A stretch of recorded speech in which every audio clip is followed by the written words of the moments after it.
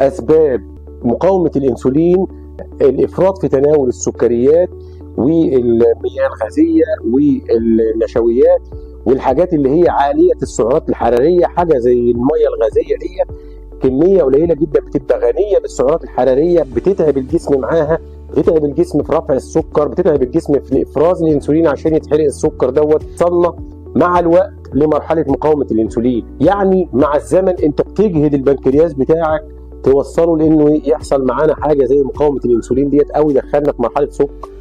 السمنه وبالذات في منطقه الخصر، منطقه الوسط، اكثر اسباب مقاومه الانسولين. البدانه وقله الحركه وقله النشاط برضه بيوصلنا لمرحله مقاومه الانسولين. انه اسهل باب للحرق هو الحركه، اسهل باب لحل مقاومه الانسولين هو الحركه. برضه الدراسات اثبتت ان قله ساعات النوم بتوصلنا لمرحله ما قبل السكر.